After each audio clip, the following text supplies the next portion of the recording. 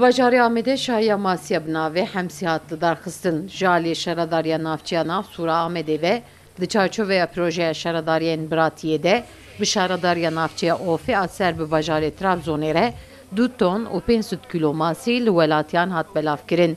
Di destpêka şahiyê de serokên her du şaredariyên navçeyan û waliyê bajarê Amedê axaftin. Di axaftinan de armanca peşengeyên bi vê rengî de gotin ku bi şahiyên wisa xwestine ku du çandan tekîlê hevdû bikin û bila jinêz ve hevdû nas bikine. Karadeniz'in güzel ilçesi Ofla, Diyarbakır'ın kalbi, Diyarbakır'ın Türkiye bu govendê xwe û bi devlemendiya mitbaqên xwe ciyê navenda çandê ye. Horon jî govenda Kurdî jî ya me ye. Masî û cîger jî xwarina vê welatê ye. Şaredariya Ofê li Amedê nêzî 3 ton masî li 15,000 mirovan belav dike.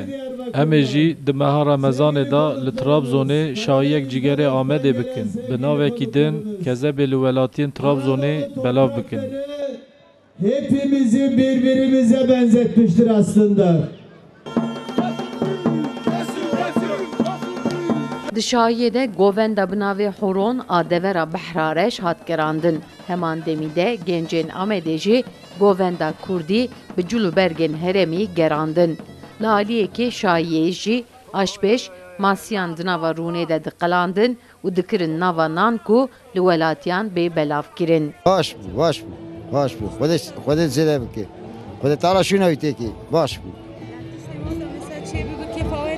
Keyfa me bê çima keyfa me nayê. Dünya çiqa gelişmiş bû keyfa me tê. İnsan çiqa jev sevmiş bû, hez bû keyfa me tê. Çima keyfa me nayê. Şnabe wekî di barî pere. Ma nan û masî işte be. Nabe. Pahalılığı serê girtiye çi ye? Hûn gizanin. Ekonomî ne baş e tabî. Yek teneke yağ 5 kilo çiye 120 milyon. Tenkê mezin çiye 500-600 milyonî. Yek torbe karvan çiye 500 milyonî. Gübre dîsa wer. Ma kavayn wad ve. بله نانو ماسکی دیت تام کر یعنی چای مثلا ولا متعم nekiriye yani. Yani bu via iş ne be ki? Ma parpan avin nivrum bukun. Şaredariya navçeya Ofê a ser bi bajarê Trabzonê li bajarê Amedê masî belav kir. Welatiyên bajarê Amedê jî ketin rêza masiyê ku di nava nan de masiyekê bixwin.